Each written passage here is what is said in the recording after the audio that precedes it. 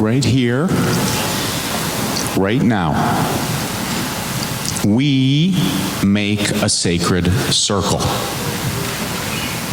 We come to open ourselves to sky and earth, sun and moon. Here we see you. Here we see each other.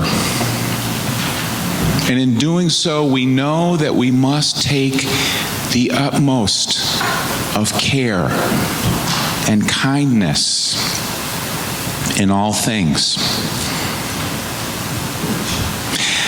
Like a hawk rounding out the morning sky, we pray it may be done in beauty. Welcome to our celebration of life. Our candlelighting words this morning are from Sean Trapp, A Fire in the Universe. Our chalice reminds us that the fire within ourselves is the same fire that illuminates the universe. It is our reminder that all is connected, even though the space of the void is vast and our experience here is but a blip in the cosmic timeline. This flame is our promise that in our smallness and our short time on this earth, we live intently and deeply, with love for one another, with honesty, with integrity, to be guided by rational thought and critical thinking, and with a sense of shared responsibility. For as the late astronomer Carl Sagan reminded us, this pale blue dot is the only home we've ever known. We're going to tell a story. I call this the Western creation myth. It's the big story, and I don't want the choir to miss out on the fun, so if you want to present to each other the pictures. This story is called The Stuff of Stars.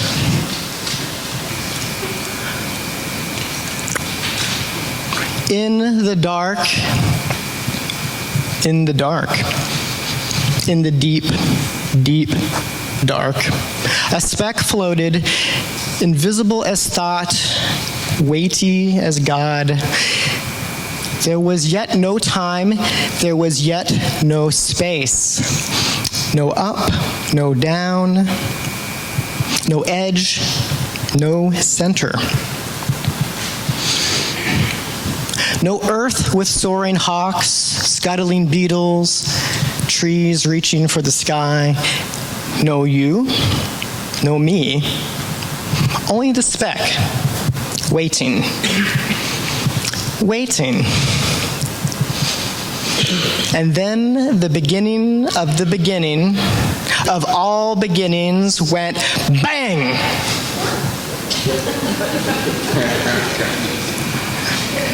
And in a trillionth of a second, our universe was born. A cloud of gas unfolded, unfurled, zigged, zagged, stretched, collided, expanded, expanded, and expanded. Bits bumped, gathered, and fused. And throughout the cosmos, stars caught fire.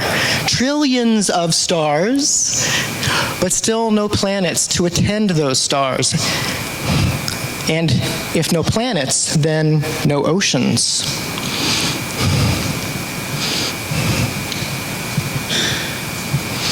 No mountains. No hippopotami. No violets blooming in a shady wood. No crickets singing. The stars burned and burned. They burned so long and so hot that some of them exploded. Yeah, it was like that. It was just like that, flinging stardust everywhere. And the ash of those dying stars gathered into planets. And the planets circled other stars. But still, no bluebirds, no butterflies, still no snails, no giraffes, still no you.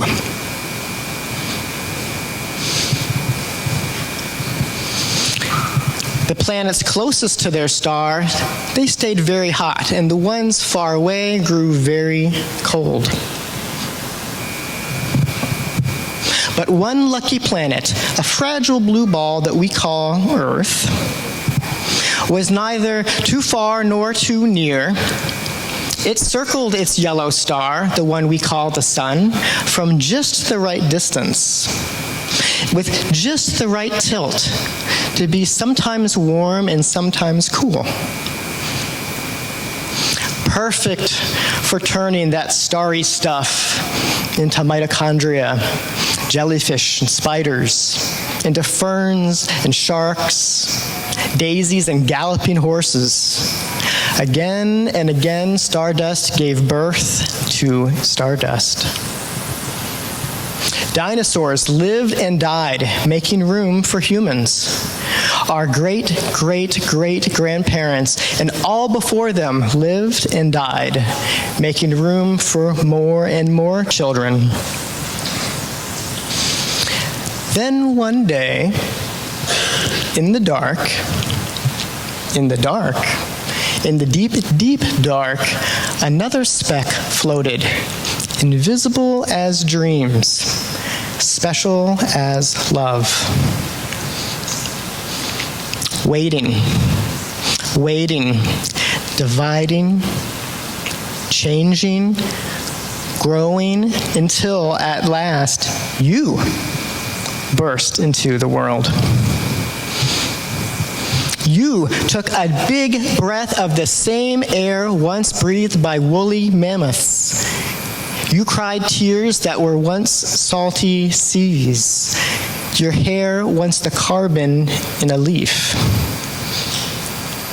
You and the velvet moss and the caterpillars and the lions. You and the singing whales and the larks. You and me loving you. All of us, the stuff of stars. The end. Or perhaps just the beginning. Neil deGrasse Tyson is a tremendous U.S. public scientist, physicist, and we're now going to watch a video with his voice. The most astounding fact is the knowledge that the atoms that comprise life on Earth, the atoms that make up the human body, are traceable to the crucibles that cooked light elements into heavy elements in their core under extreme temperatures and pressures. These stars, the high-mass ones among them, when unstable in their later years, they collapsed and then exploded, scattering their enriched guts across the galaxy. Guts made of carbon, nitrogen, oxygen, and all the fundamental ingredients of life itself. These ingredients become part of gas clouds that condense, collapse, form the next generation of solar systems, stars with orbiting planets. And those planets now have the ingredients for life itself. So that when I look up at the night sky, and I know that, yes, we are part of this universe, we are in this universe, but perhaps more important than both of those facts is that the universe is in us. When I reflect on that fact, I look up. Many people feel small because they're small and the universe is big, but I feel big because my atoms came from those stars. There's a level of connectivity. That's really what you want in life. You want to feel connected. You want to feel relevant. You want to feel like you're a participant in the goings-on of activities and events around you. That's precisely what we are, just by being alive.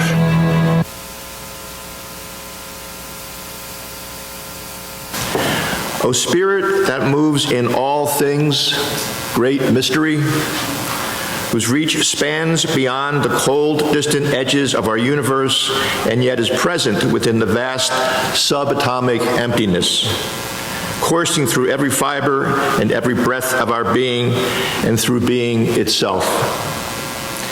Help us to see the miracle in the mundane, to see the crystal stars, the shape-shifting clouds, the patient trees, to see each other through fresh eyes, for it is so easy to forget what we truly are and what we've been given. And let this foundational awareness guide us on our paths as we work towards peace and fight for justice, while always informed by a spirit of compassion. So may it be. Sally just finished picking up her groceries, pulling up to the curb, ready to unload the car, get in the house, looking forward to making a simple dinner and taking a load off her feet.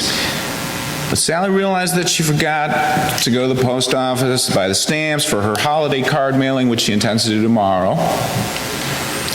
She loves the holidays, but sure does feel stressed and hurried.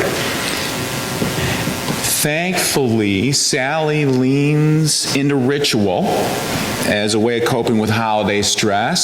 Sally loves to recall the sacred stories of the season. Lighting menorah candles in her apartment, Sally reflects upon the Maccabees, freedom fighters with limited resources, making it through 8 interminable days.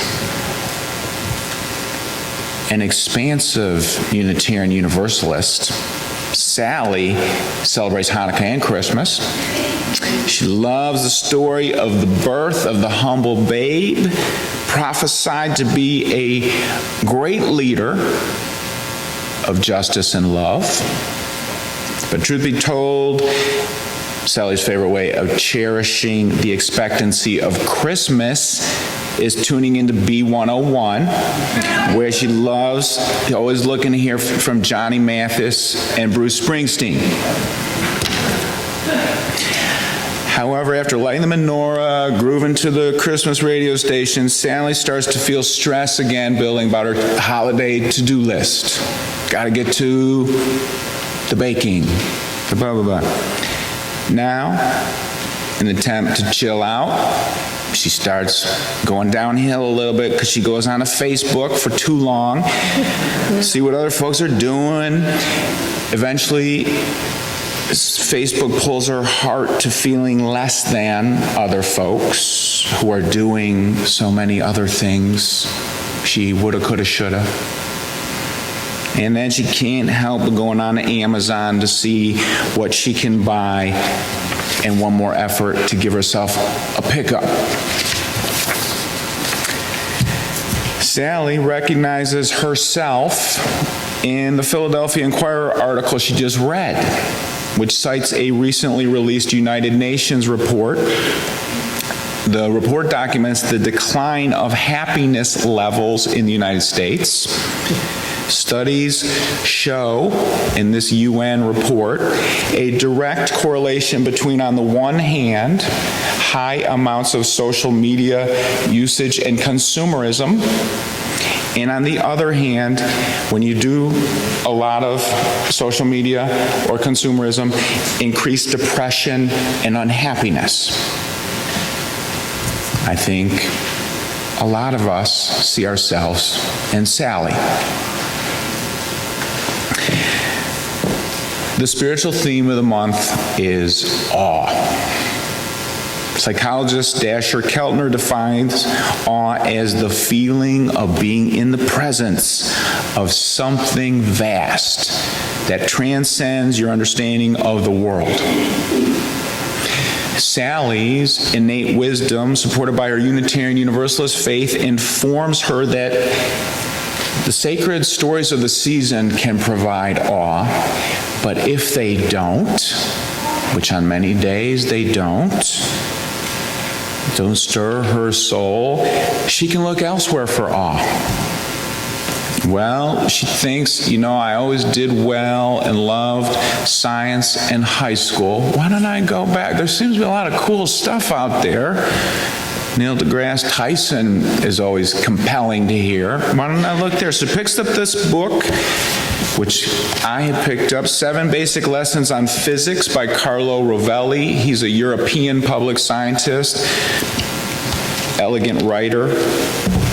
And reading the book helps explore questions and mysteries to fill oneself with awe and better understand the world and how much of existence is still unknown.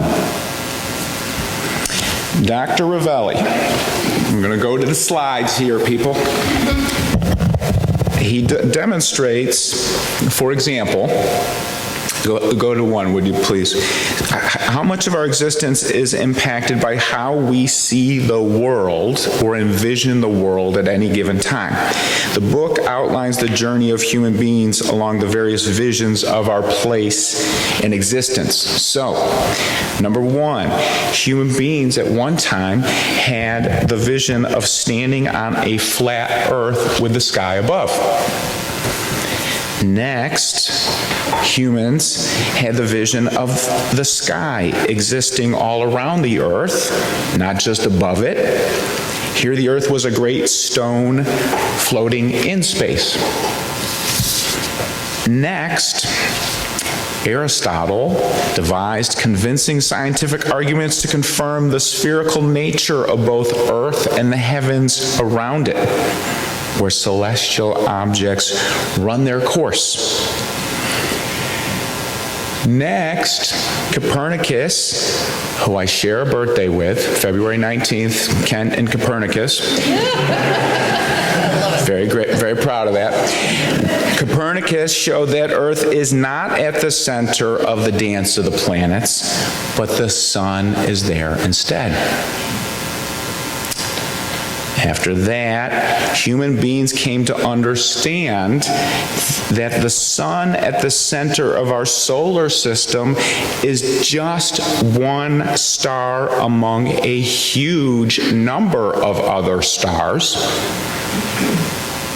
That's huge. Next, now this, people, is where it gets, for me, just mind-boggling.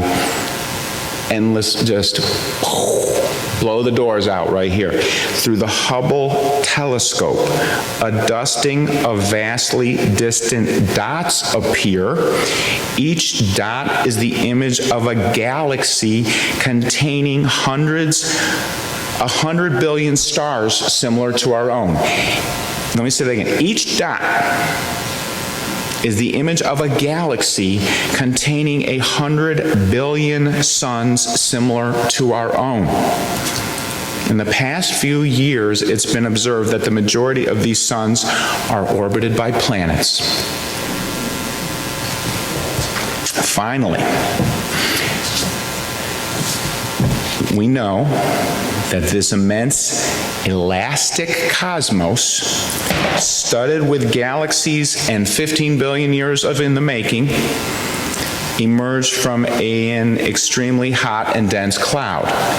The universe began as a small ball and then exploded into the present cosmic dimension. So, before we go off of this slide, I just want to ask, how many of you have ever spent time wondering what happened before the Big Bang? All right, this is good. This is a good conversation. We should spend like years talking about that. But I have spent a lot of time being just stymied by the question, but, and you know, by the way, everything I'm saying here, half the people in the church could know way better than I. what I'm talking about. So that's just a given on this stuff.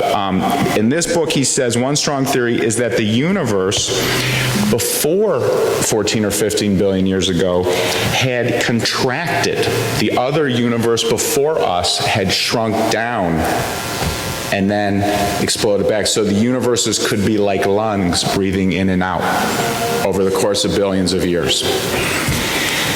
Okay, so take a breath, Ken. That is this series of explanations, theories, laws of nature are about as awesome as you can get. While contemplating these revelations, we probably feel a wide range of emotions. Curiosity to learn more can course through your veins, which, by the way, are made of the same stuff as the hundreds of billions of suns. Unitarian minister Ralph Waldo Emerson declared in 1838 that a person need not go through Jesus to get to the greatest truths and spiritual lessons. He said you absolutely can go through Jesus to get to the greatest truths and lessons and connections to the divine, but you don't have to. You can go through your soul or connecting with the nature around you to find access to ongoing revelations and truths. Sally and others realize that at the holidays you can go through sacred stories. I say absolutely you can. But you can also go through paying attention to the awe-inspiring cosmos for contagious spiritual enthusiasm any time of the year. Awe, they show, a lot of studies show, increases happiness, curiosity, kindness, compassion. So just think about it, after what we've been going through this morning, is it possible that you feel more excitement for life and energy to possibly help somebody right now than you did before the children's story and the video? If you get the blues during the holidays, this can be one of your antidotes. This is a lot about the scientific revolution of the last 100 years. A lot of it starts with Einstein and comes forward, and what we have known has grown exponentially, and what has grown, I believe, exponentially is how much we know what we don't know, or something like that. Here are some quick mind-boggling revelations from Ravelli's book. So a lot of this, for me, are elements of talking about space and time which are difficult to comprehend, to say the least. First fact, space curves. Space curves. Space, I think of space a lot of times, just here, oh, we're in space, and it's there. But space curves, the best example that they use for beginners is the sun bends space around itself. So the Earth going around the sun is not just gravity whipping it like on a string, but we're more like a marble in a bowl being rolled around, and the sun would be in the middle of the bowl. We're in space which is curving us around. Time also curves. I'll leave you, I don't stay on the train anymore here. So those of you, but this is reading what he says. Einstein, I don't comprehend this.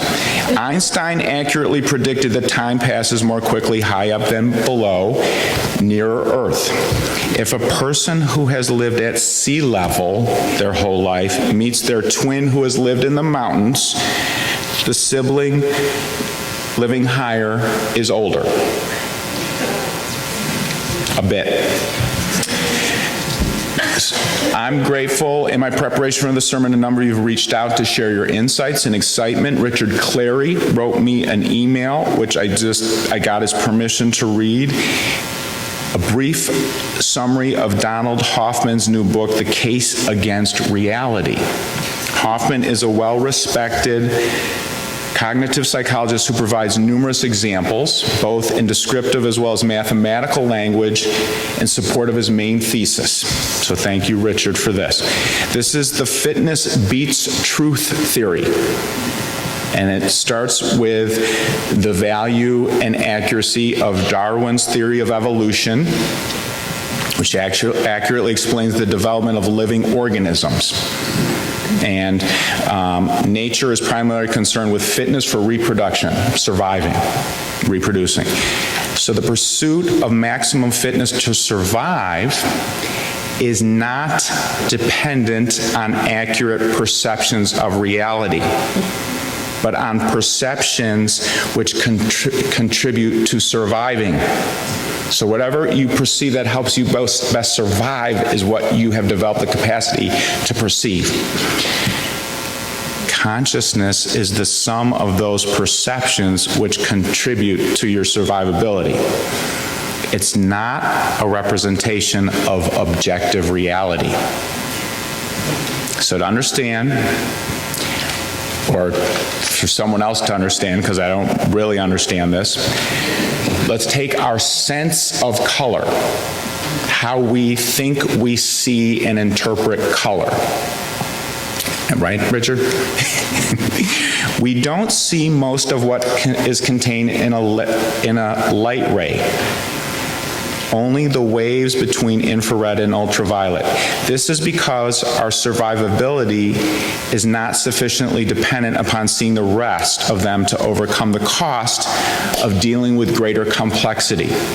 If we saw everything there is to see, it would be too complex and confusing, and we wouldn't be able to dial in on what we need to be dealing with. So apparently there's a lot of other examples of this stuff, and I'm sure we'll be hearing more about it in the decades to come. There is nothing incongruent between religion and science when they're both are healthy and doing their best. They are synergistic to help us know we're alive, we can love, we're gonna die. We can feel knowledge from each other, mystery, curiosity, and awe with both.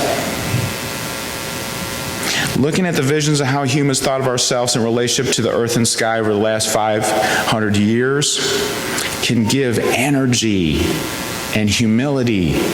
It can help us know we're not the center of everything and that we are big. We're not the center of the universe. We're absolutely not.